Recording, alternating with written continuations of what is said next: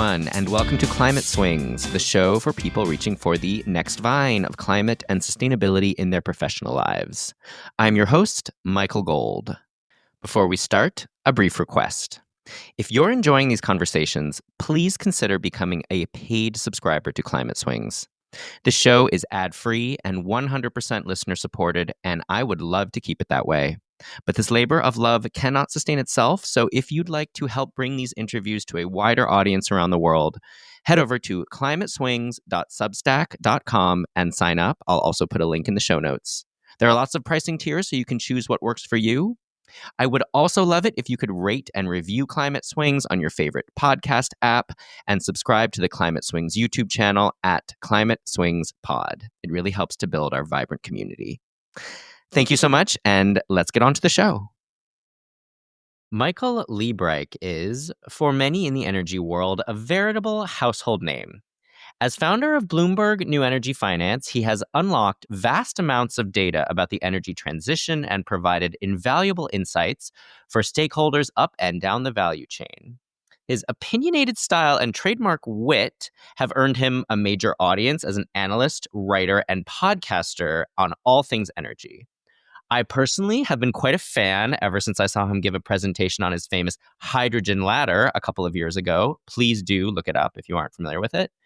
This is why I'm extremely excited to welcome him to Climate Swings, where we dive into his early years, fixing his mother's car, crunching numbers on the UK's nuclear industry over 14-hour night shifts as a McKinsey consultant, and later founding New Energy Finance while he was unemployed and unemployable in his telling. Michael also provides a sneak preview of a new and potentially explosive Bloomberg article in which he unpacks his current thoughts on the energy transition, including some opinions that are surely in trademark Michael Liebreich fashion to ruffle a couple of feathers. Here's Michael. Michael Liebreich, welcome to Climate Swings. It's great to have you here. Michael, it's a great pleasure to be with you.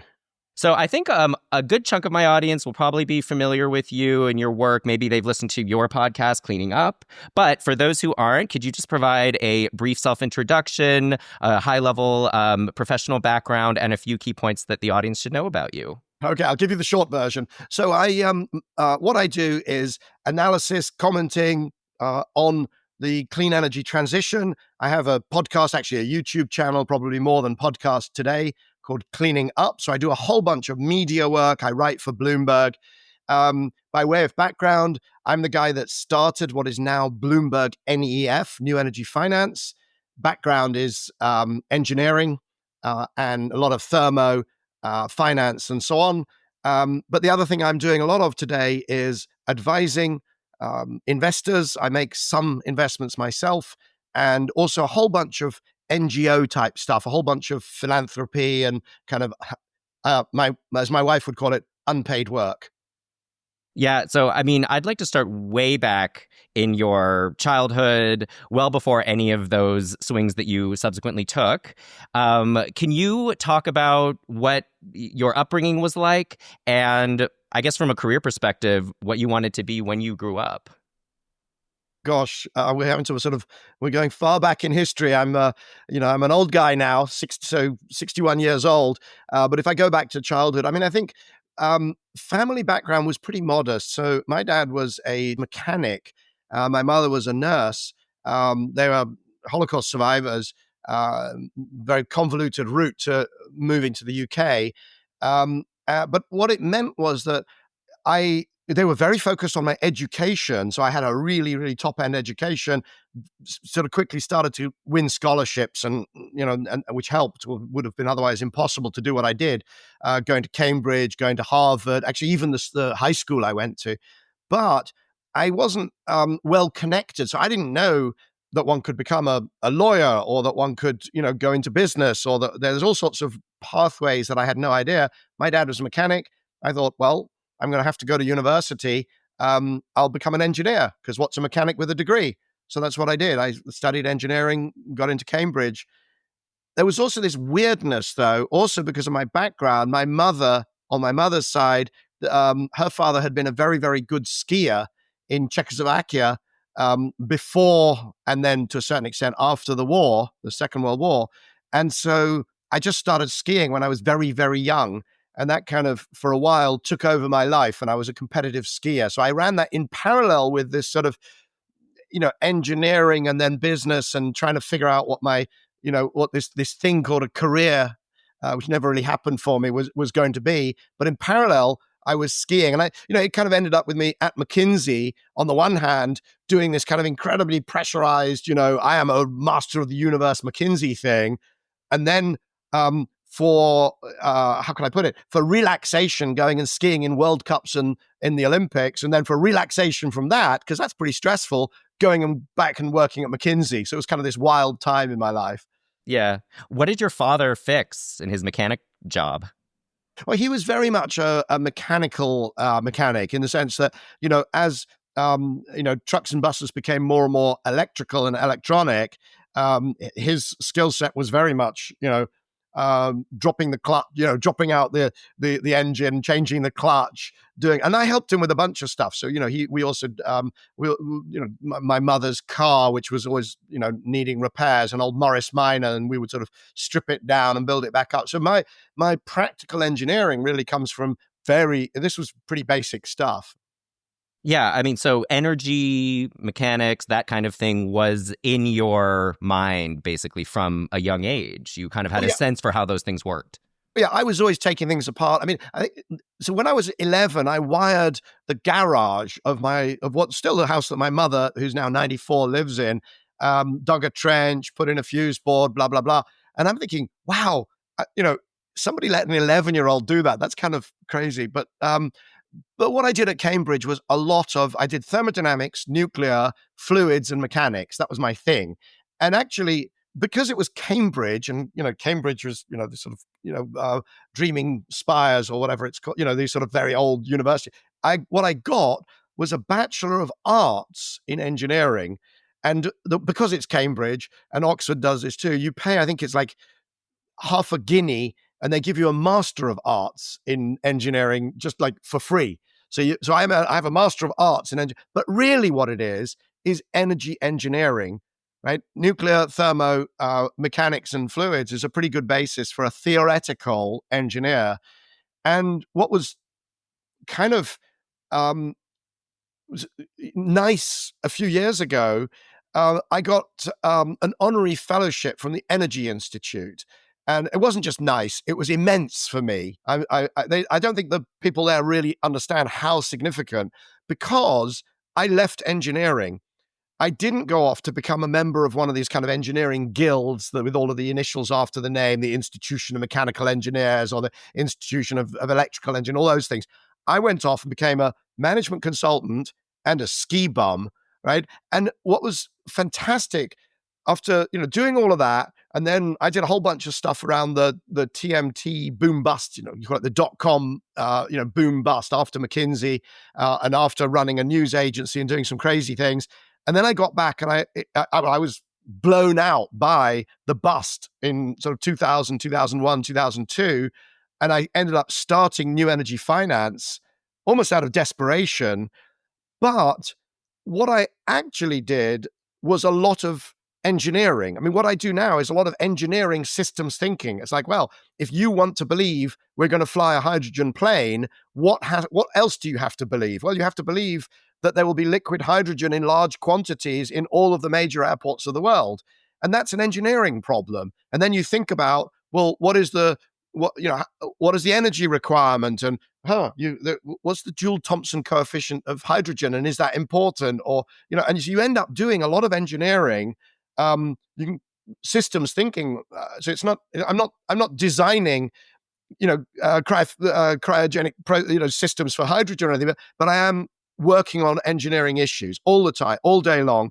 And so it was just really nice to be recognized for that by the Energy Institute. So now, if you ask me what I am, I can say I am an engineer. Why? Because I'm an honorary fellow of the Energy Institute, as opposed to somebody. I used to have to say, well, I studied engineering, but I did these other things. Yeah, but you took a fairly circuitous route to get to that status now as an engineer. But What was at that time your thinking leaving engineering? That's where I was going with my next question, which was you went to business. Why? What motivated that swing? Um, Money, but not only. I'll come back to that. What I want to say is that it was this sort of, the film Sliding Doors, where, there's these sort of moments that change your life. And Absolutely. what's incredible for me with this engineering story is that, there was this sliding door moment where I went off into being a ski bum, and then into management consulting, of which part of the rationale was money and part was flexibility. Not, because if you want to be a ski bum, if you want to be a competitive skier, you need a lifestyle and a career that takes that into account. I couldn't go off and run, a unit of Unilever, which was one of the jobs that I kind of consider, or, a career path as an engineer or a management trainee at a company, because I kept on disappearing to go and compete in skiing. So management consultancy made sense. So I sliding doored over to do that, or to do those things. But what was incredible is I ended up, had I actually taken that engineering management route at that point, that I maybe would have gotten to be a member of the Energy Institute at exactly the same time, exactly the same point, but by this totally different route. So it really that was why it was so satisfying that it came together. I will say if you go back to, when I graduated from Cambridge, we're talking 1984, engineering jobs were in places like Barrow-in-Furness. I mean, I'd never been I'd been to Scotland. I'd very rarely been north of anything in London. We tended to go, I've been to Wales. We'd been to the coast a lot because my parents were both keen sport divers, Sabacqua scuba divers. But I did not want to exile myself. I mean, I would definitely have seen it as an exile in a place like Barrow-in-Furness or in any of the great engineering companies, in the UK. And of course, now engineers, you can be an AI engineer and you can work in anywhere in London. There's any number of places. There are lots and lots of tech jobs, not just in the southeast, but within 2 miles of where I'm sitting in Notting Hill. But that was not the case then. Engineering was something that happened outside London. And so there was this kind of fundamental mismatch between I studied engineering, but I wanted to live in London and I wanted to spend lots of time in the Alps. And it's like, how do you square that circle? Oh, hello, McKinsey. Yeah. I actually have the word sliding doors in my own notes about those what if moments and those times where maybe you could have taken this path or that. But I think that's really fascinating. But during your time in your MBA and sort of entering your business career, was there a sense that you did want to continue the focus on energy in some way, or how did that stay in your mind as you sort of swung through McKinsey and skiing and these other things that seem fairly unrelated? So I think as a way of thinking about problems, physics and engineering were pretty, deep ingrained. So, I was at school, at high school. It was very funny because the top stream, it was an intensely competitive. I was at this St. Paul's school, very famous, probably one of the best, always one of the best few schools in the country. But the top stream did classics. So I did ancient Greek and I did Latin. And then I kind of switched and said, look, I want to study engineering because I didn't know that you could go and study classics at university and then become a top lawyer and earn lots of money and do interesting things. I had no idea. So I was like, I'll study engineering. This was very countercultural, but that way of that training in STEM and engineering, I think it kind of well, certainly in my case, it is in my, sort of thought DNA. But no, I did not think of engineering. I thought I had left engineering. There was this engineering brain drain, quite famously in the UK around the time that I graduated, where people went into finance or, increasingly also went overseas. I won a very prestigious scholarship to business school. It's kind of like a Rhodes. It's called a Harkness. But unlike the Rhodes, it blew up. It still exists, but it doesn't send people to business. It doesn't. It used to work across all subjects.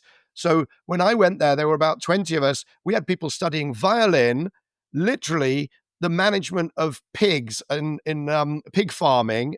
Somebody went to Iowa to a specialist institute to learn that, and a few of us went to Harvard and Stanford and various law schools and so on. But it blew up. It no longer exists. So the most prestigious thing I've ever done in my life no longer exists, which is a real annoyance because otherwise it would have helped a lot.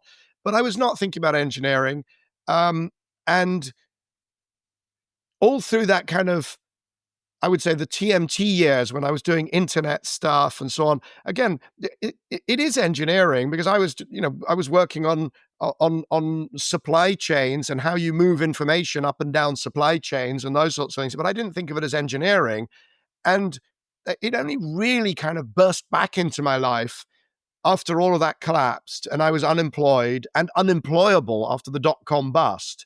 So 2001, I worked for Bernard Arnault, the first of the billionaires in my life.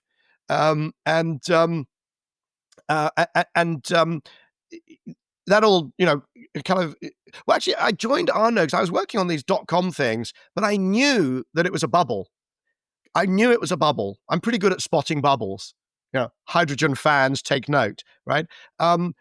But what I did was I wanted to join the balance sheet. I still thought this is transformational. The internet is going to change everything, but it is a bubble. And I want to be on a balance sheet. So I want to work with somebody who's got a huge balance sheet. So Bernard Arnault and what he was doing with Group Arnault. And when he essentially pulled back from all things technology, internet, telecoms, and so on, and I ended up having built the team for him in London doing those things.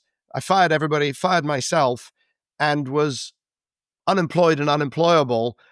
That was when I kind of went back to my basics. I went back to that Bachelor of Arts in Engineering. I went back to even literally to talk to, I became quite intrigued, funnily enough, by the hydrogen economy. And I went back to talk to some of my former supervisors who had then become professors at Cambridge and said, look, can you really do this? Can you really do that?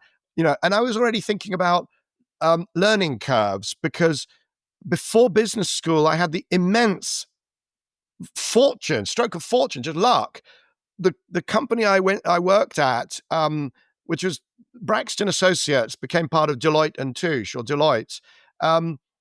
They did learning curves. That was one of the things that we did.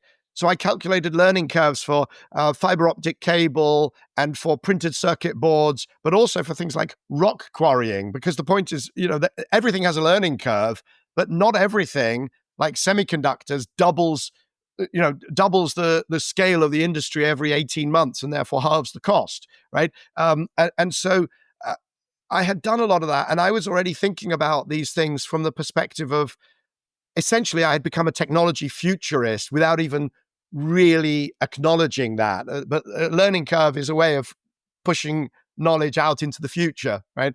And so I was doing that, and I started New Energy Finance, funnily enough, initially around hydrogen and fuel cells, but literally within a few months thought, this is going to be at the very best, it could be 20 years, and at worst, it could go nowhere, which is kind of an interesting journey I've been on. Yeah. Well, we'll come back to that. But still in those kind of early days, was there ever a sense that energy as a sector was something that you would basically make your life's work? When you were at McKinsey, did you work with any energy companies? Did you have any exposure to energy as an industry during those later swings into the tech career that you had? I did at McKinsey. I did 2 pieces of work that related to energy, but it was just random. And I was in consumer goods. And I was this weird figure, right? Because I kept going off skiing, and half of the office thought this was a brilliant thing. And half of the office, very senior people, thought this was absolutely, outrageous, disruptive, disrespectful, because here's all these people committed only to McKinsey as like a religion. And here's this guy who just goes off skiing and doesn't take us seriously. So I was a contentious figure at McKinsey, not intentionally, but I did fall into 3 pieces if you include a bit of work on airlines. But actually, I worked on the privatization of the atomic of nuclear power in the UK, and it was being split so that in a sense, the power stations were being, or the generators were being sold off, but the liabilities and obviously the military and so on pieces of it were staying behind, and so it was being split. And I ended up building the economic model for, well, how do you value the bit that you're about to sort of privatize or sell? How do you value that? You've got to kind of, this classic NPV, cash flow modeling and so on. But that was really, and it was immensely intense. And I did it with somebody who later became one of the angel investors in New Energy Finance. A very dear friend of mine called Michael Wilshire was the I'm not sure if he was a partner or a senior manager on that. And we were doing um, overlapping 14-hour shifts for a while, modeling the UK nuclear industry. So I would do the night and he would do the day, or vice versa, and then an hour at each end of overlap to hand over the models. Very intense. The other thing that I did was also very, very interesting, was the electricity sector had been privatized, and we ended up with all these, still now we have the utilities, the electricity utilities. And there was one of them, their management had become like, they'd started off as civil servants and had suddenly become, immensely wealthy, which was all very kind of Thatcherite at the time. But one of the companies wanted to go and build power stations in India and Pakistan and so on, and around around what we now call the global south or the developing world. And their theory was that instead of doing it working with the World Bank and working with all these complicated sort of players and the multilaterals who all take ages, what we're going to do is, because we've got all this capital, we've got this money from privatization, we will walk down the steps of the aeroplane with a suitcase full of cash, which will enable us to get these projects done quicker. And Michael, could you tell us, if you can make these projects happen in 2 years instead of 7, what is the value? What is your competitive advantage? And I thought, well, your competitive advantage is basically being ripped off because you've turned up with a suitcase of cash.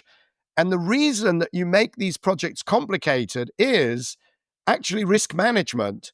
You want, the politician's family to have a piece of the project so they don't nationalize it. You want the World Bank involved because people are scared of screwing over the World Bank, right? If you turn up fresh off the plane from Heathrow, your suitcase of cash, I mean, we know where that ends. And so I actually tried to I wouldn't say I was a whistleblower, but I did raise it with some very senior people within McKinsey. I said, look, I think we should be telling the client this is a really stupid idea. But telling clients that their baby is ugly was not really a thing at McKinsey. Well, it sounds like you have a long history of telling people hard truths, and we can get into to some of the more recent ones that you've been talking about a little bit later. So you obviously had some exposure to electricity, nuclear, through some of that McKinsey work. What got you interested in hydrogen? Oh, do you look like you had something else you wanted to go into? The biggest chunk of work that I did at McKinsey that is relevant today is actually consumer goods logistics. So I did things like specialty chemicals, flavors and fragrances, which is essentially a logistics challenge, bringing in all these things from around the world, and then you sort of mash them up. Lovely. You make a nice fragrance for your, a bleach, or actually even fine fragrances. I also did a lot of logistics warehouse work, restructured. I almost technically, I would call it the closest thing to rearranging deck chairs on the Titanic. I restructured Kodak's portfolio of warehouses, logistics, about 2 years before the digital camera made everything that I'd done for them, which was enormously helpful. Totally irrelevant. You should write a whole memoir just about that, Michael, I think. But anyway, so but back to the energy side of things. What specifically got you interested in hydrogen, especially at that time that, I don't know, was how many people, maybe 3 people in the world were talking about? I don't know. Was it a hot topic at the time? No. So what happened in 2003, there was Jeremy Rifkin wrote this book called The Hydrogen Economy. And everybody went a lot of people went a bit crazy about hydrogen. Hydrogen every sort of 15 or 20 years. So 1970s, oil price, Japan goes hydrogen crazy, right? Around the turn of the century, you've got Jeremy Rifkin writes his book, but you've got Ballard in Canada, and people go hydrogen crazy. 2020, hydrogen crazy. And I have absolutely no doubt that this current sort of cycle will end in, I call it the hydrogen souffle. It's not the bubble popping, because a pop would be like pop, and then, the European Commission would go, what were we thinking? We rewrite, there is no hydrogen strategy. And, we've got to decarbonize the hydrogen we use in fertilizers and petrochemicals. And it can be done by, fourth spear carrier in the Department of Industrial Chemicals or whatever, right? So it's not going to be a pop like that. You're not going to have, I have called for a year ago at the FT Hydrogen Summit, I called for a reset. And the European Court of Auditors reflected that thinking, also asking for a rethink, because the ambitions of the European Commission and so on, the European hydrogen strategy is so, they called it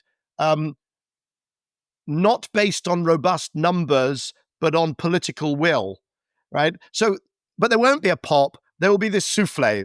The hydrogen hype will just, the projects won't happen, and everybody will sort of, wake up to it over a bit. It'll take 5 more years. It takes to 2030. But it'll come back.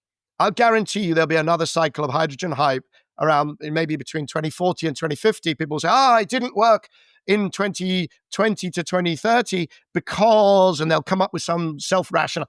The reason that I'm interested in it is I get the thermodynamics, right? I get the learning curves, so the mechanical engineering. I get the microeconomics, the costs pictures. I get the financing. How do you actually, a lot of this is, you'll see Project X didn't happen in, I don't know, Mauritania or Australia or Teesside or where have they failed in the US, and it'll say in the press, in the news story, the journalist will say, the regulations weren't ready, or they didn't sign an offtake agreement. It's like, well, yeah, because the costs are wrong. It's just it's way too expensive. And by the way, it has no pathway for those costs to come down. I know this because of the work I've done throughout my career on learning curves. And what the problem you've got with hydrogen is that it's like 5 times too expensive today. This is now known. People have kind of woken up to that. We didn't really all know that in 2020. I didn't really understand how expensive, but now we all do. But people say, photovoltaic, solar got cheap, batteries got cheap, hydrogen will get cheap. No, hydrogen electrolyzers will get cheap. But a hydrogen plant, when you make green hydrogen, it's a chemicals plant with, half of its cost is electricity, and most of the rest is heavy engineering, right? It's heat exchangers and compressors and pumps and tanks. And then it's electrical engineering, right? A substation and all of the electrical controls. And then, by the way, you have to have things like blast walls. So it's civil engineering, because you actually, it's an explosive gas. Perfectly manageable, but not free. So what you've got is a chemicals plant with electricity as a feedstock, and people think it's going to suddenly become really cheap, like, I don't know, like Moore's, well, it will be Moore's, but it'll be a Moore's law that declines at, what can I say? It'll go down by 20, 30% fairly quickly, and then maybe 5 or 10% per decade. It will not go down 5x, not even by 2050. So anyway, why am I interested? I just sort of have this weird collection of sliding doors moments. I'm the guy that sees all this. Number one, I'm not the only one, but I'm one of the very few who then doesn't have a boss and doesn't give a crap about, I don't have a corporate, board. I don't have a board that is, committed finance that won't let me say the things that I really believe. I'm not vested in hydro. Actually, that's not even true. I actually have investments and holdings. I would make much more money if I was wrong than if I'm sadly and unfortunately right, which I'm going to be. So I'm just happened to be at this kind of confluence, this moment in history. I kind of like, I'm the guy. And there's a few others. There's Michael Barnard over in Canada, and there's Paul Martin, David Sibon at Cambridge. Tom Baxter, unbelievably good, sound on safety issues. So there's a little sort of cabal of us. I shouldn't use that word because I get death threats because people do think that there's a cabal. If you need me to, I can cut it out. But no. I mean, it's like, what can I do? It's not. There are people who think that I am doing this in order to trash and ruin the planet. There are people who think that I criticize hydrogen because I hate the element, which is so bizarre. I mean, it's like, it's an element on the periodic table, the most common element in the universe. So.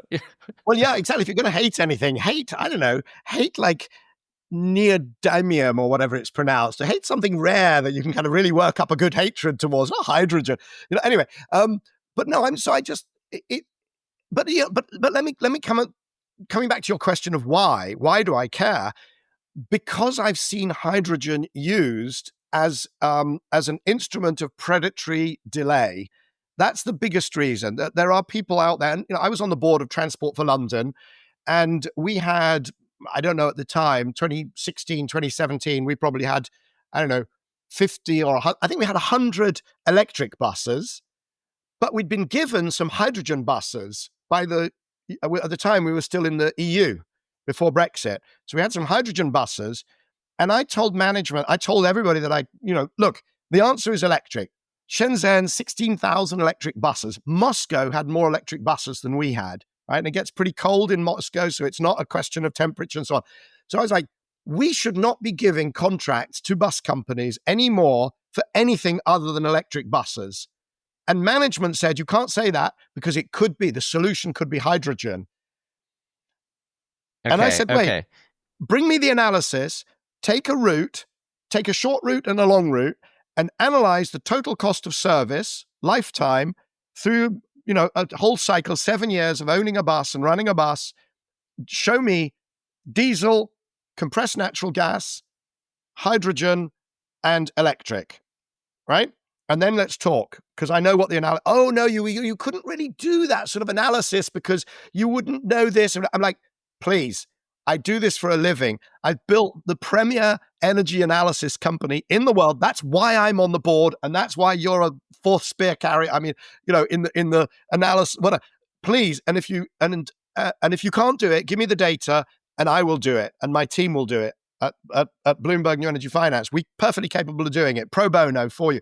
And tragically, truly tragically, within a few weeks of that conversation, there was a crash on the Croydon tram, and 7 people were killed and about 60 injured, many of them very badly injured. And that then led into a whole. I was chairing the safety committee, and I then had to take on scrutiny of Transport for London's response to that, which initially seemed to be very good, but it emerged over months and years that they had actually covered up a long history of fatigue and driver working conditions issues, and that cover up continues to this day. I mean, that's become a hobby, but it also means that I had to leave the board of Transport for London. Okay, and I couldn't push through the electric busification of Transport for London, which means that even now you can come to London. Okay, you could see a bus that has a poster on it that says 100% of our bus are low or zero emissions.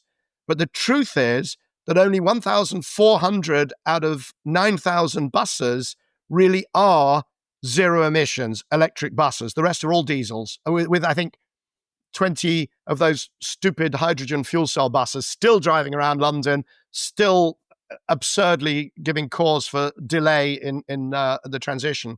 Yeah. Well, you clearly have a long and well-cultivated theory about hydrogen. But going back again to that 2003, 2004, I guess similar to 2025, Michael, you didn't have a boss at the time because you were unemployed, and as you say, unemployable. And you said that it was hydrogen and fuel cells that kind of inspired the whole germination of New Energy Finance. So clearly you were, staying up nights thinking this just doesn't pencil out? So actually, you want a sliding doors moment. Please. There was a company called CMR fuel cells run by an incredibly charismatic, wonderful guy called Mike Priestnell, I think. I'm sorry, Mike, if you're listening, it's 25 years ago. You cut me some slack here. But it was, I nearly joined as CEO. It was a really innovative technology. You mixed the air, the oxygen and the hydrogen, and then you had differential catalysis on the anode and cathode. Of course, now I look at it, I'm going, mixing the hydrogen and the oxygen, it's like, safety, hello? But anyway, I couldn't agree a CEO package with the venture capitalist in question, a guy called John Butt, Conduit Ventures, because I wanted to kind of boost this technology for a year or two and then maybe move on to other things and keep my options open, close brackets. But he didn't want that. So we never came to an agreement. But I could have spent the last 25 years trying to grow hydrogen fuel cell businesses. Oops. But what happened was I had collected all this data on what was happening in that space, together with a very dear friend, Bozka Idinolu, whom I had worked with during the dot-com boom-bust time at Group Arno. And we had created, out of desperation, because there was no good information, we were thinking of raising a fund. In parallel, all the other things I was thinking of is like, okay, join this company or raise a fund and become venture capitalists, in this space. But we built data sets because nobody had data sets. So it was kind of all of the you built them for fun. I mean, like no, because I thought we were both like, okay, career's gone, unemployed, unemployable, sitting in the front room of my Muse house around the corner from where I am now in Notting Hill, and thinking, well, if there's going to be a hydrogen economy, then there needs to be financing of these businesses. So maybe we should raise a fund. But how do we go and raise a fund? What is our competitive advantage? Well, maybe, given that we've never raised a fund before, he'd been a venture capitalist, I hadn't, but information. So we started to put together spreadsheets of companies and then a spreadsheet of investors. But then it's really annoying because you want to link them and you need a relational database to do so. This investor has got 5 investments and this investment has got 5 investors. So, how do you do that on a spreadsheet? Well, you try, Access database at the time, Microsoft Access. And then I thought, no, this is ridiculous. I went to something called Rent-A-Coder, which is now freelancer.com. And I said, I'm looking for a coder to build a relational database. And another friend of mine, Chris Hall, who's a tech genius, said, well, why don't you build it in a language that you could put it online so that people could use it remotely? And so I got the programmer to do that. Jacek, whom I didn't meet for about a year. I just met him online. We built this thing. We stayed up nights. He had a day job. And we built this relational database. But when we showed it to people and said, we want to raise a fund, and how are we going to win? Because we know more about all the deal flows. We know who's investing, what they're investing. We know who the lawyer is. We know the valuation. We know all this stuff that we've pulled out of the public sources, but we'd structured it. And they said, okay, great. That database, can I have access to that? And so I realized with my background in media, I'd forgotten the bit where I ran a television news agency between McKinsey and the dot-com, and I'd had sales teams around the world. We'd been collecting news video around the world, bring it into London, edit it, and then sell it around the world. So I thought, well, so that model of bring in data, structure it, add value to it, and then sell it was actually, in a sense, cut and pasted over from the television news industry. Again, it's just one of these weird pieces in my background that kind of, Steve Jobs calls it the dots. You join the dots looking back. I didn't join a news agency saying I'm going to build an information business about energy. But when I was building an energy information business about energy, it was like, well, duh, you have a sales team, you have this, you have editors, the architecture is the same. And some of the issues are the same, right? What we were doing was we would hear about a transaction and we would send out the news, but we would extract I call it extracting the DNA from the news, because we would put in, who was the equity provider, who was the debt provider, who was the lawyer, who was the banker, who led the syndicate, et cetera, et cetera. And that data, we would then send out the news linked to the data. So you could say, that guy that came in to see me 6 months ago, he did close a deal. Who funded it? And you would click and it would tell you who funded it, right? But then what you could do is you could say, that's interesting. Those guys, what else have they done? And you could click on them and it would then open up and show you all the deals they'd done, right? And then you could drill into what. So you could it was just like turning a Rubik's Cube. You could just put different color on the top and you could just turn it and get a different, you could X-ray this whole evolving space at lightning speed. That was what we built. And but that news story, to do that, we needed to extract the data from the story at the same time as writing the story. So when we did offshoring, everybody else was offshoring in Bangalore and India. We offshored to South Africa. A brilliant idea from my number two, Chris Greenwood. And why is it brilliant? Same time zone. The same time zone. You got the journalist working on the story and you got the data person, coding the data, right? And by the way, also South Africa, it was much cheaper to hire really well-educated finance professionals. So it ended up, and it's a great place to visit, right? So it was like win-win-win-win-win, do it in South Africa. So that's what we did. And but that issue of understanding your user's time constraint, when do they want the story? How do they want to learn about the story? That's straight out of what we were doing in the news industry, which was the first digital satellites moving news stories around the world.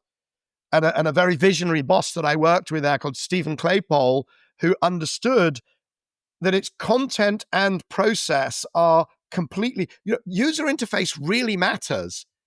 Roll forward to now. I've just a friend of mine has just bought another Tesla, despite deep misgivings about the CEO's behavior. And I teased him about, why he would buy another Tesla. And he said, it's very simple. The software is just better than any other electric car that I've tried. Maybe that'll change, but user interface, even if you're just like trading electricity, you'd think it should be nothing to do with, but it is. The Bloomberg terminal wins because it enables people to do their job better and faster. And it's the same across so many areas of what we do. We think that it should be based on, people should buy a car based on cost, or they should buy information based on, user interface, usability, how we integrate the stuff into our lives really matters. Heat pumps, same challenge, right? How do we make it easy for people so that it's the obvious choice? How do we make it not sticky? And that's a big challenge in the transition. So yeah. I've lived that from lots of industries. Yeah. And so hydrogen was the initial spark for you to put this incredible frictionless database together. But then it obviously became New Energy Finance and covered a wide range of sectors. Michael, sliding doors moment. Again, I was looking for a conference to go to try to say, hey, I'm doing stuff on hydrogen. Who's interested? And there were some really crappy hydrogen conferences because it was all this sort of a subset of tech. And there was this thing in New York, and I was, I was traveling. I wanted to go and find out what's happening in the US anyway, and hook up with previous friends from business school and goodness knows what else. I'm skirting around that I was a bachelor at the time. So I went to New York. I went to the Renewable Energy Finance Forum. Discovered that hydrogen was actually not part of renewable energy. Who knew? This was all new stuff. But what I noticed at this conference was that there were people wearing really nice suits. Not all of them, but the wind industry lawyers. Quite an observation. I came back to London and I said, guys, we're doing wind. Okay, hydrogen, are we going to stop doing hydrogen? No. We'll do hydrogen and wind. And it's like, but that's an odd combination. So I'm like, yeah, you're right. We should probably do like all of clean energy. Let's do all of this thing called clean energy. What is clean energy? I don't know. So Bozkır and I sat down, and over the next 3 months, we mapped every value chain in clean energy: biofuels, biomass, geothermal, hydrogen production. Hydrogen's a weird one because you can use a fuel cell to you can take electricity and make hydrogen, but you can take hydrogen and make electricity. So it's kind of circular. So how do you straighten that out and make sense of it? And then we started to hang all of the transactions that we had in the data set. We started to hang them on this, taxonomy. And again, we started to do things like we showed people the taxonomy, and they'd be like, "Ooh, can I have a copy of that?" And now we're talking 2005, 2006. And we sort of started to realize that although we were trying to sell newsletters and we were trying to sell data, really what people wanted was this. It was the stuff in our heads. It was our understanding. It was the future. And at that point, a very key hire was a guy called Ken Bruder. And we called him Next Generation Ken, because he was pushing us to launch an insight service and future and modeling and so on. And I thought, holy moly, I've got by this time, I already had 2006, 7, I had 130 people all hammering data in South Africa or in London, and salespeople going around the world, and it was just hemorrhaging money. And this guy wants to launch a new product. And I was like, I don't think we're going to do this, Ken. And he said, look, I can sell this I can sell this for $50,000. We're scratching around selling for $1,000 or $3,000, and maybe $5,000 if it's a couple of seats. We could sell an insight service for $50,000. And I was like, pardon my French, bullshit. And he said, I'm going to prove it. He went to the US, he went to New York, and he sold to, I'm going to say Ziff Brothers or Och Ziff, one of the hedge funds, big hedge fund, sort of boom at the time. And he sold for $50,000 a product we did not have to start billing when we produced it. And he came back and he said, here's the contract. We start billing as soon as and I'm like, I'm off to create, gotta go. I'm off to create the product. And that was our insight service. And we launched it in, I think, March 2007. And after the financial crisis and lots of other fun stories, we sold New Energy Finance to Bloomberg we closed the deal on the 12th of December, 2009. Yeah. And we sold it. And I'm sitting in a big house in Notting Hill as a result. And I have a ski chalet and all the other things that have happened. And so it was unbelievable speed that we developed that insight service and, the commercials and customers and so on. So Next Gen Ken, I will send you a link to this. You will watch this. Thank you. Well, I thank everybody I've mentioned, to be honest. It's just been an unbelievable sliding doors all over the place, each one with amazing people ushering me through. Yeah, exactly. And so it was that time that really swung you firmly into the energy space that's been your bread and butter essentially for the last several decades. Right. So when I sold to Bloomberg, I thought there was a decent chance that they would sort of pluck me out of clean energy and say, hey, why don't you do a whole bunch of insight services and training services and conferences? Because we'd at that point already built what is still one of their absolutely major conferences, the Bloomberg NEF Summit. So I thought there was a chance that I would sort of surf out of clean energy. But really, my job was still to kind of mind the shop, grow the shop. So which we did. And I stayed there running it until 2014, and then was kind of an exec chair role half-time for another few years.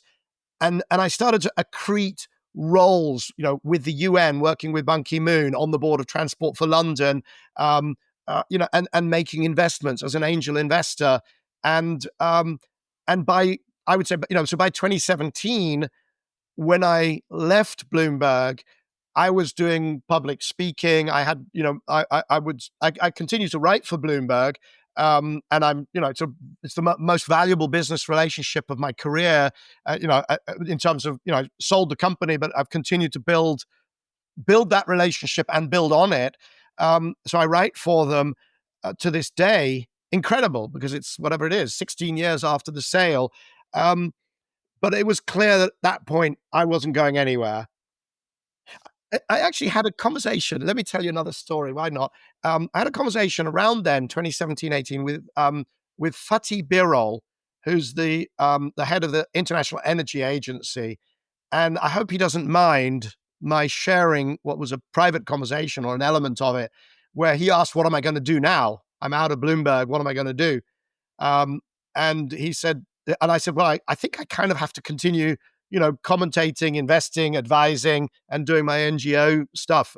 And he said, "Oh, good." He said, "Because you're the philosopher of the transition." He called me the philosopher of the, which I thought was of the energy transition. I thought that was just very sweet. And he then put me onto the IEA had a commission on. It was called something like the Commission on the on urgent energy efficiency, or the urgency of energy efficiency at the time. Hmm. But it was the Energy Efficiency Commission, and I was a commissioner on that. So that's one of the things I did on my pro bono side. And he's another person who's been immense in my career. Yeah. And as we've established, you are not shy about expressing your opinion about trends in the energy space, including some recent thoughts that you've had. How are you seeing things shaping up these days? Well, so I think you're referring to the storm that I'm sort of, I don't know, hoping to create. Um, it sort of depends when this appears relative to things that get published. So the most recent thing that I wrote for Bloomberg NEF, was really about the need for a climate reset, a climate and a clean energy and a transition reset. And the reason I sort of waded into that conversation was that there were these narratives that were really getting quite a lot of momentum, that the transition has failed. And you get Dan Yergin published with a couple of other authors something called The Troubled Transition. Michael Liebreich, a very, very good analyst, wonderful analyst at Morgan Stanley.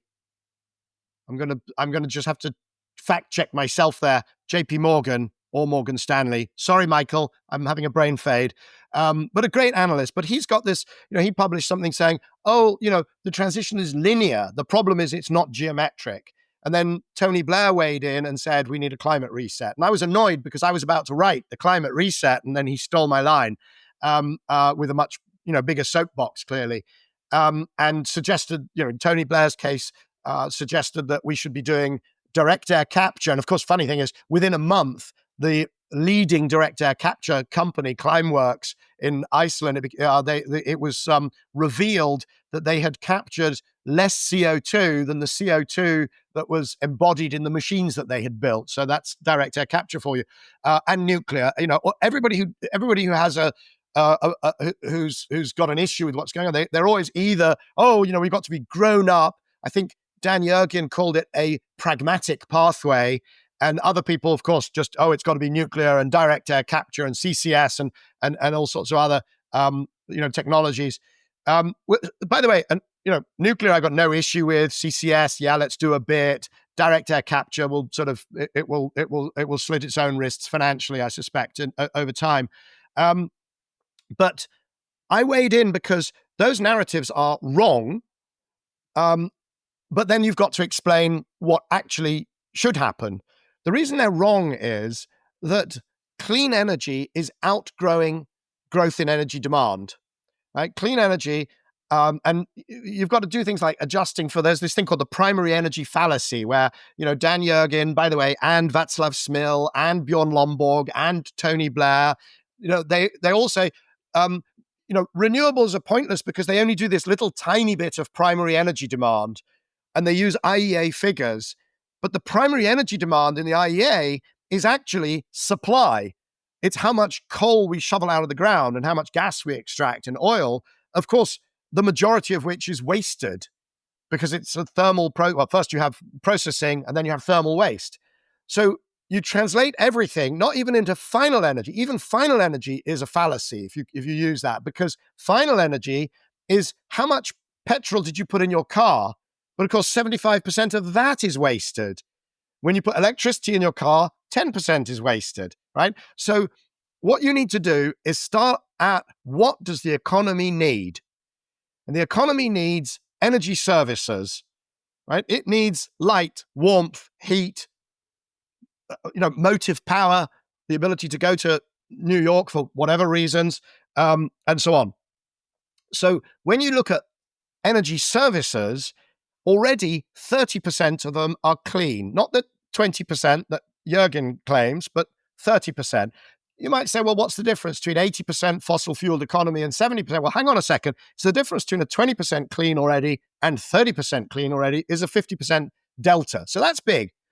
Now, if that 30% clean grows faster than energy demand, right? The economy grows. I hope it grows. That's human progress. Then you have energy efficiency. Thank you, IEA. Thank you, Fatih Birol, for including me on that issue. And energy efficiency means that, let's say you've got, 3 and a bit percent annual economic growth, but then you have energy efficiency. So energy demand grows 2% per year, right? A bit lower than economic growth, but it still grows. And that's good, right? Because that is more people doing more things. Us in the in the developed world, but also people in the global south. That's real progress. I want that to continue. Now, if clean energy, let's say clean energy grows at 5% per year, right? It starts at 30 and it grows 5% per year. So it's outgrowing energy demand. What actually happens? Well, Michael Sembalest, I got news for you. In the beginning, you see nothing. You see nothing because the 30% growing at 5% is not enough to absorb all the incremental demand from the economy for energy services. So it tootles along. Fossil fuels continues to grow to about 2035, right? Sorry, Greta Thunberg. You're going to see fossils continue in the economy. They then drop a bit by 2045 and they die by 2065, right? This is a 4-line model of the global energy system in which we just keep clean energy, and by the way, clean heat, so for the ambient heat that goes into heat pumps as well. So clean energy and heat and a bit of bioenergy and those things also, we're going to need that. If you just keep them growing faster than energy demand by that 3% margin, so 2% demand growth, 5% clean energy growth, you get a transition. Right? It's a different way of thinking about the transition. It's not the net zero, 2050, and it's not the 45% cut in emissions, and it's not demonizing energy, oil and gas companies. It's just saying, let's grow the good stuff, keep the foot on the accelerator, and at some point, it's like those models of how do you get to the moon just by accelerating very slowly off the planet. When you keep accelerating, you will get there, right? Or grains of sand on a chessboard, that kind of thinking. So, but then the question is, okay, that's nice. That dismisses that nonsense about there's no transition. But does that mean we can just double down on all of the narratives, 1.5 degrees, and calling people climate deniers, and not allowing any gas? If somebody says gas is a transition fuel, treating them like a pariah, and focusing on hydrogen for aviation, because only hydrogen is pure and only hydrogen will be the answer for all sorts of things, because it kind of feels, it's like vibe transition, right? Where we think it's going to be clean, but we don't look at the economics and so on. Or ESG, where somehow by ticking enough boxes, we can make everybody virtuous. And that finance, by demonizing bad people in finance, we're somehow going to get the real economy to be full of only virtuous people, right? And there's all of these things. And even the 1.5 degree target, we should just admit we are not going to hit it. And the way it came into the way it kind of came about was without scrutiny and was really kind of unrealistic. And it's great. I would say, let's celebrate that we spent 10 years really trying to almost like redline see how far and how fast we could go. But now it's time to scrape off some of the barnacles, some of the nonsense, and eliminate some of the political pushback that has been caused by just saying, do you know what? 2 degrees, let's get to that net zero by 2065. Maybe we have to do a little bit of carbon removal, which will be almost certainly biological and not DAC, because I've already said that's going to slit its wrist financially. But we may have to do some of that. But let's worry about that later. Can we just do sensible, cheap things today? The world is full of sensible, cheap things to do. clean up electricity, clean up electrified transportation, electrify heat, electrify half of industry, stop losing methane because we don't fix leaks, stop emitting soot, there's a whole bunch of things that are very cheap to do. Let's just spend, I mean, at the very least, while this political situation, you know, persists, why do impossibly hard things to hit a target that is unhittable, as opposed to just, there's a feast of opportunity. Let's just gorge on the feast of opportunity that's right in front of us, that moves us 70, 80, 90% of the way towards decarbonization, right? And so those are the rocks that I'm kind of throwing into the pool and saying, come on, can we do this? Because the other stuff has reached a point where something needs to change. Yeah, well, I'm sure there are plenty of people both in and out of my audience who will have lots of thoughts once that piece is published and once they hear your thoughts on my podcast too. But being cognizant of time and focusing again kind of on you and your career and sort of your reflections, there are a couple of questions that I like to lob at all my guests sort of to wrap things up. One is, if you could go back to, I don't know, an earlier stage of your career, maybe it's your business school, maybe it's your engineering degree, maybe it's even before that, and you would tell yourself maybe 2 or 3 things about, what you've experienced or ways to avoid pitfalls or things that you would want to know about the journey that you've been on, what would they be? Think the number one thing that I would say to kind of young me is, it's going to be okay. That's actually a quote that I learned from Boris Johnson, when I was on the board of transport for London. And one of the very first decisions was we had to buy these Boris buses. Those people who've been to London, they're designed by Thomas Heatherwick. They're very beautiful. The idea was that they would have they would be open at the back so you could jump on and off, the way we used to when we were kids in London. And somebody at a board meeting asked, but doesn't that mean you need to have a driver and a conductor, which means that the labor costs will double? And where will is that in the budget? Have we budgeted for that? Or is that, and Boris said, he said, that's a good question. I'll give you the same answer I gave to a journalist. We asked me the same question. I said, it's going to be okay. And, it's classic Boris, but that's really important, because I actually, in that journey, now I'm in a wonderful place, right? I've been successful. I sold a company for a lot of money. I've made other good investments. I get to go on podcasts and bloviate, and I'm honorary fellow of an institute, the Energy Institute, and I get to sit on these great and good commissions. I was on the board of trade. I mean, amazing things in my career. It makes it sound very simple. I did this, then that, then this, then that, then this, and look at where I am. It was really tough. I can tell you, leaving, first of all, not being qualified as an engineer, but not wanting to be an engineer and not knowing what to do. And then all of my peers from Cambridge going off and getting jobs and me becoming a ski bum. It sounds great. It's very stressful. Leaving McKinsey with not knowing what to do. Very stressful. And then I ended up at the international, that television news agency, the Associated Press Television. So it worked out okay.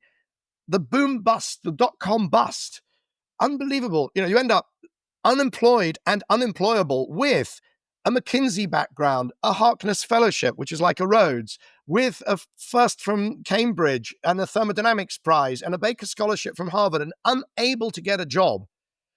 And the mental health issues around that you at that time couldn't talk about.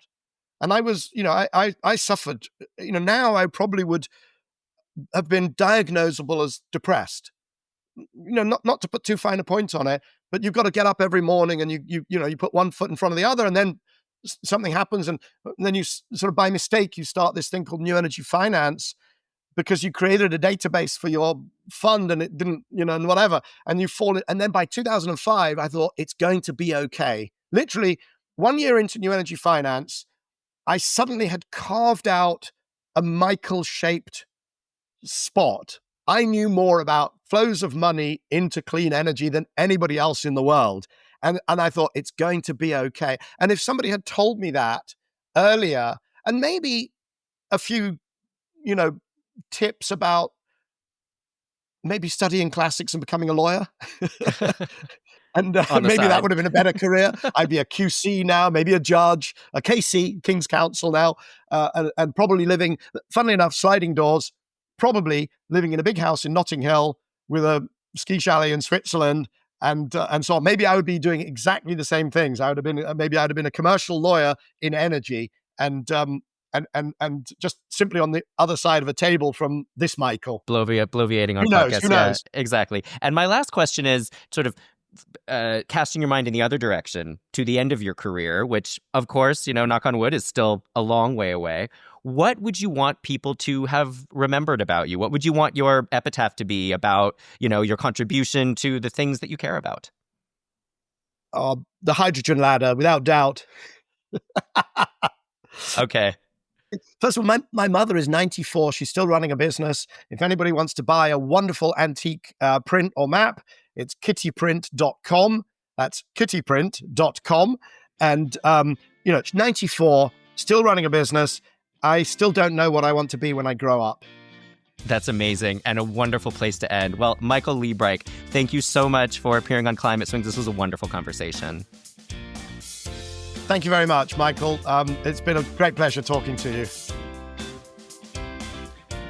Climate Swings is produced, hosted, and edited by me, Michael Gold. Show notes, transcripts, and other material can be found at climateswings.substack.com or on the dedicated show website, wordclouds.consulting/climateswings. If you liked this episode, please rate and review it, subscribe to the Climate Swings Substack and YouTube channels, and please spread the word. I've received some great feedback and suggestions for guest ideas from my audience, and please do keep them coming. I love hearing from you. You can reach me at climateswings@wordclouds.consulting.